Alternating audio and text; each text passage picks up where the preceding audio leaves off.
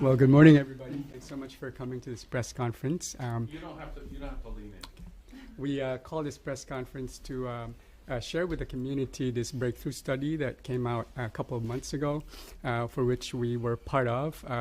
It's a study on most common malignant tumor that primarily involves the brain. It's called glioblastoma.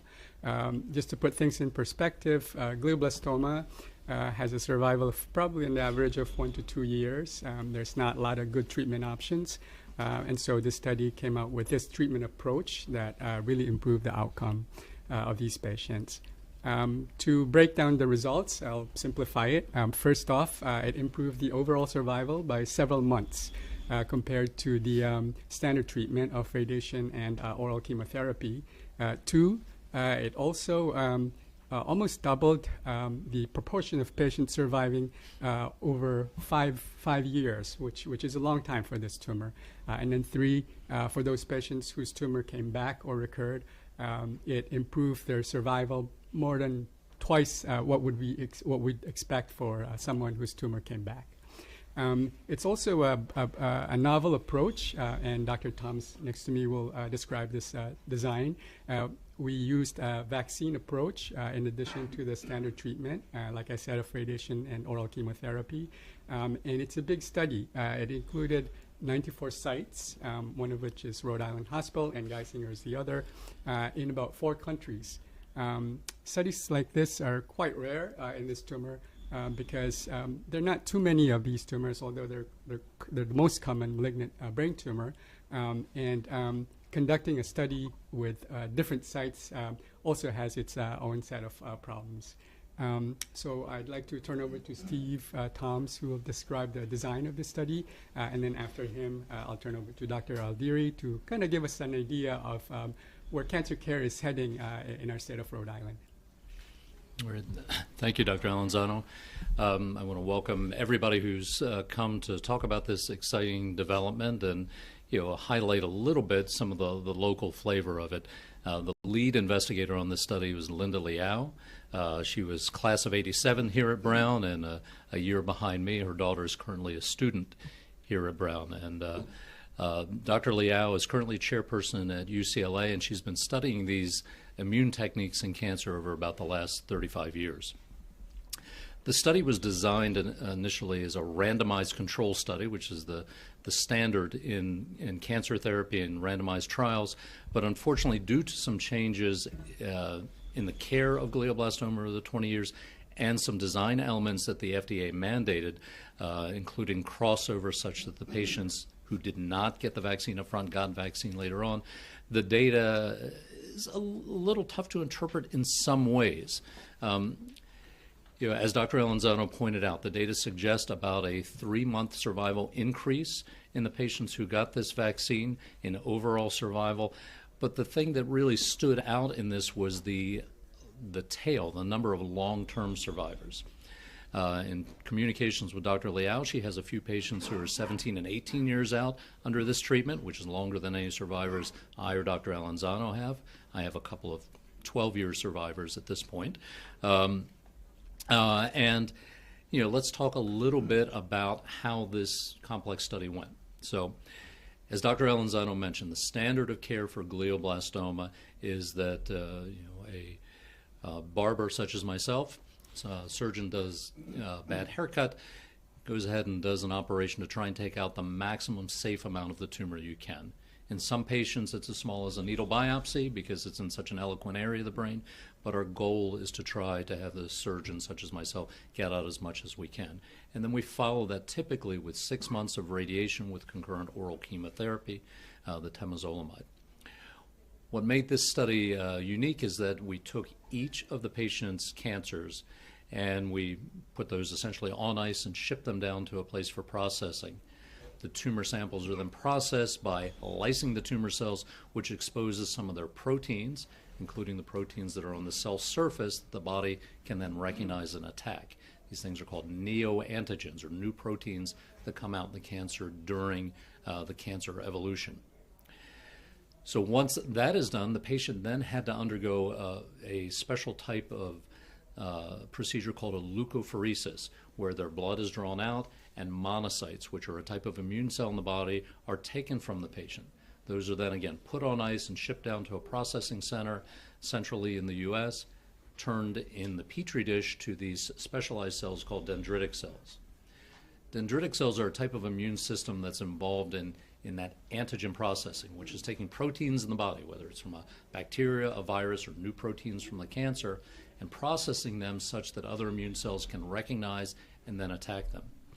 So essentially what was done is in the petri dish or in the laboratory, the lysate or the proteins from the tumor were then mixed with the patient's own immune cells, and those immune cells were processed, the tumor themselves, and then were used to re-inject into the body as a vaccine. Each of the injections included about 2.5 million dendritic cells, and they were done about 3 times the first month and then every other month for about 6 months, up to a maximum of 10 to 12 vaccine inoculations. And each of those inoculations very similar to the vaccines we're all familiar with for the flu and COVID and whatnot. So where we are with this process right now is that the study is out and has been reported. The data is looking quite promising, but as I said, is a little bit messy because we don't have an internal control because of changes that were mandated by the FDA. But there's certainly signal there that I have seen myself, Dr. Alenzano, and oncologists who have been involved in this study have seen. And in fact, Dr. Liao has been continuing to work on these processes and combining her vaccine with some things called immune checkpoint blockade that rev up the immune system as well and are used in many other cancers, such as kidney cancer and melanoma, lung cancer very commonly. In early studies that she has done with 10 to 20 patients, she is seeing some survivals at 5 years up to 40 to 50% versus the 4 to 5% we used to see in our traditional treatments and the 13.5, 14% we saw in this study of using the vaccine alone. So I think there's a lot more promise in this type of technique. It's the first personalized cellular therapy that's been designed for cancer, and we're hoping that the FDA will act on this within the next year or so. The thing that's important for all of our patients to remember is if they or a family member have someone with glioblastoma, it is important to be seen at a specialized cancer center that deals with brain tumor. And here at Lifespan, we have a multidisciplinary brain tumor clinic. We'll have our brain tumor board, in fact, in this very room in about an hour, where we meet weekly to go over complex cases. And then every week we have our neuro-oncology team along with our radiation oncology team, social workers, and our neurosurgeons all come together to see patients together to give optimal care. We hope and expect, and certainly I advocate now, that if you or a family member has glioblastoma, you think about coming to a cancer center that will not only give you that type of treatment, but have access to clinical trials. And I personally advocate for our patients to freeze their tumors at this point, because if this becomes FDA approved, there is a way where we can unfreeze the tumor and make the vaccine if we get to the point where we have this therapy available widespread in the next year or so for our patients. So I want to thank everyone for being here. Thank Dr. Alenzano for pioneering the study here. It's good to be back to the old alma mater. Yes? Can I just have a quick question? Would you consider this a breakthrough? I would. We would, I think. One, because right now, prior to this study, there's probably just 2 standard treatments. With the oral chemotherapy and radiation therapy, there's a device that is approved for use for this type of tumor. But this vaccine approach is kind of novel. Breakthrough in the sense that the results are pretty impressive compared to a standard that's already in use. And it's a very innovative approach in managing this tumor. Yeah, I would echo what Dr. Alenzano is saying. In the past, since we had the improvements in early 2000s with what's called the Stupp protocol, combining the radiation and chemotherapy to improve survivals from about 12 months to 14 months, we have not seen much progress. There have been over 400 clinical trials in glioblastoma in that time, and only 2 have been positive. One was for an electrical device called tumor treating fields, which has increased survival somewhat, relatively non-toxic, but patients find it hard to comply with that. This is a very easy protocol, has very limited toxicity that we've seen thus far, minimal immune reaction problems that we sometimes get with the immune checkpoint blockade drugs. So I think this is potentially a huge breakthrough for patients with glioblastoma. and potentially with other solid cancers down the road once these techniques are applied to other cancers. It's actually an important point, which Dr. Thoms highlighted, the quality of life aspect of it. And, you know, whenever you have a treatment approach, you always want to balance out the benefits you're deriving from the treatment and the risk or side effects that patients may experience with the treatment. In this particular study, we didn't really see a lot of those, although it wasn't highlighted in the study itself. We have people who pretty much enjoy their day-to-day living without a lot of assistance with other folks, and up to the point where their tumors sort of progressed, they were still kind of functioning as usual. Forgive me, how long, how many people involved in the study? So there are about 331 patients enrolled in the study. And so that included 94 sites. One of the sites is us here in Rhode Island. How long's it been going on? Oh, it's done already. It's completed already, and that's why it was published a couple of months ago. No. How long did it? When did it start? Oh, 2005 or 6, Yeah. it was almost a 20-year-long Yep. study Yep. to get So this that's data. how you've been able to measure Exactly. just how effective. You said some people still alive 12 years later? Dr. Liao, in some of her early studies before this phase 3 trial, she's got some survivors who are 18 years out. So you're in phase 3. Yep. This was a And so you expect it is possible the FDA could approve this within a year? when I spoke to the CEO at our investigators meeting at Society for Neuro-Oncology, they said they are in the process of the application. They put together, I believe she said, 750,000 pages of documentation for the FDA thus far.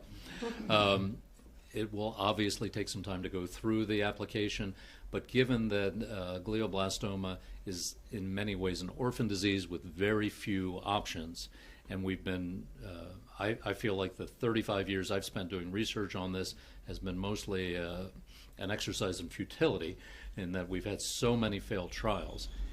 Even though the data is not perfect, we would love that we had perfect data, but this is real world data. Given the mandates of the FDA that there was crossover and people were allowed to get the vaccine even if they were in the control group once they progressed, because they had to undergo surgery, because they had to undergo an invasive procedure called leukapheresis, the FDA demanded that. The data is not as pristine as some would like. People have used that to try and tear down the data and say that this data is not effective, but I am somewhat biased as having been involved and having known the primary investigator since we were teens, and knowing what a moral, wonderful person this is who's been doing this for years. So. And the incidence of glioblastoma is what? How many people does Yeah. it affect? So the incidence rate, according to the Central Brain Tumor Registry of the United States, is about 3 per 100,000. We have a relatively high incidence here in Rhode Island. So if you calculate about 1 million people in Rhode Island, 3 per 100,000, that's probably about 30 cases per year. But we see about 60 to 70 cases per year here in Rhode Island Hospital alone. And that doesn't include other hospitals in Rhode Island State. Why? How many in Rhode Island Hospital? About 60 to 70 double. cases. Yeah. Why? Why do you think that's the case? It's, Environmental? Yeah, that's a big question. Perhaps environmental is one of them. Perhaps some genetic pool that we have in the state. As someone who didn't grow up here, I know that Rhode Islanders like to stay in the state. They don't move about a lot, and so that gene probably is kind of Well, the maintained. center here, you're getting people from out of state, right? We do because despite the fact that we're surrounded by big centers in the region, we have our own catchment areas, and a lot of Rhode Islanders like to stay local. So One other thing to remember is that glioblastoma increases markedly as people age. It's Yeah. much more common as people in their 60s, 70s, and 80s. And Rhode Island does have one of the oldest populations in the country. So part of it is that. There's always a fear that some of this is from our industrial legacy here in Rhode Island. But frankly, other than lots of exposure to petrochemicals such as toluene and benzene, there's not much of an association. Even those with large associations with that only have a very slight increased risk. So There was a I question. have Yeah. a very basic question, but which entity will be seeking FDA approval? that would be the company that is trying to commercialize this, a company called Northwest Biotherapeutics, Okay. and it's up to them to commercialize. They're publicly traded? They are a publicly traded company, yes. And can you explain the difficulty in treating glioblastoma? It has these like little tentacles, so you can't really get to everything, and that's why it tends to come back. Exactly, that's correct. It's not like, as I often tell patients, plum in a pudding that you just scoop out and be done with. There are microscopic cells left behind, even if you're able to take out most, if not the bulk of the tumor safely. And then, we're dealing with a tumor that involves the brain. The brain itself is a very delicate organ, and so you encounter a lot of issues with treatment. And then there's still a number of things unknown about this tumor, although we've come so far in terms of understanding the tumor. I think that there's still a lot of unknowns that we need to explore and do research on. Dr. Elviri, would you like to provide a little bit of a comment, and then afterwards we can just go to questions before we wrap? Yeah, thank you. I'd like to thank everyone and in particular congratulate this amazing team for the tremendous progress that's been made in the treatment of brain tumors. That's really affecting people's lives.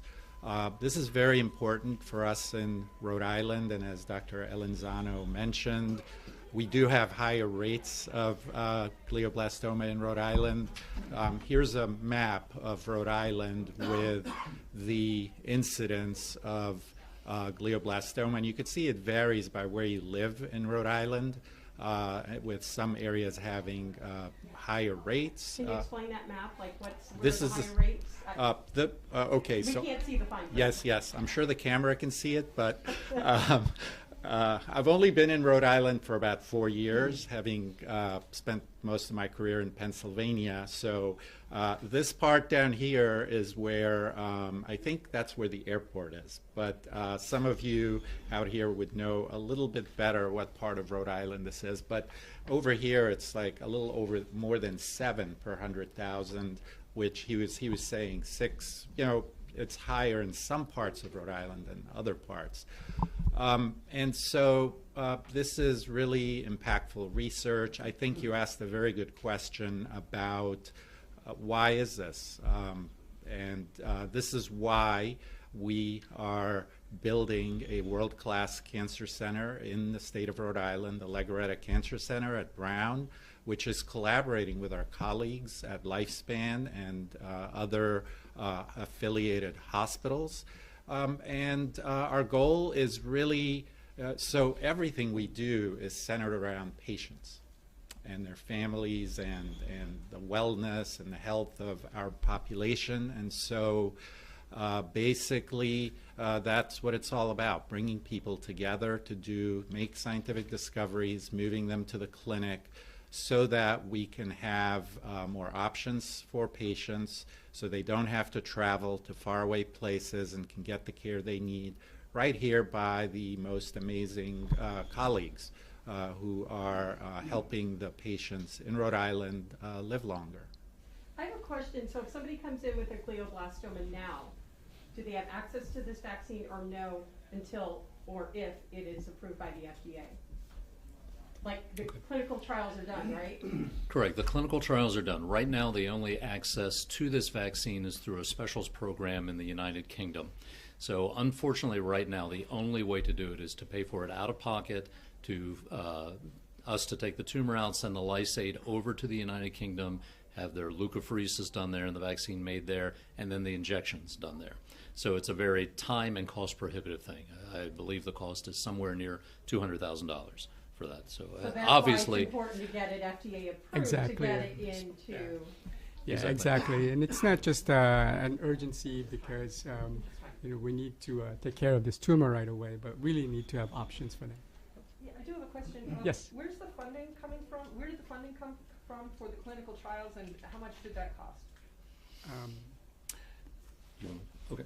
I don't know much about the exact amount, but Yeah. funding came from the sponsor, which is Northwest Biotherapeutics. I see. You don't know, did they get an NIH grant or anything like that, do you know? So Dr. Liao has had multiple NIH grants to do her small studies at UCLA. Okay. She has had both R01 grants and what are called SPORE grants, and they have a small, what's called a GMP facility at UCLA to make vaccine themselves. Okay. But they're an academic center. They can only make 1 or 2 vaccines per month. Right, they And can't scale it. they cannot scale it. Northwest Biotherapeutics was the funding mechanism for this. They've been a I see. publicly traded company for They've got many, some many years. Right. So, And exactly. when and where were these results published? They're published already November last year. It's in JAMA, which is a big oncology journal. Sure. Journal of the American Medical Association Yeah. Oncology, or JAMA Oncology. Right, and so really basic question, if the results were published in November, why are you holding this news conference today?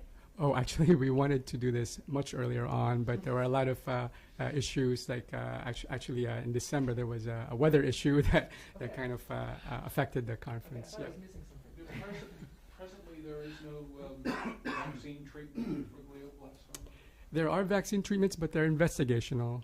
So you may see clinical trials done by different centers, different approaches using vaccine or vaccine therapy, but none has been shown to be as effective as this one in a big, large-scale study. So this is, It is an important thing. you would regard it as a breakthrough, say. Yes. That's great. Oh, one more question. Yeah. Not too long ago, we were told that Rhode Island's 2 largest hospital groups and Brown University were going to align their research priorities.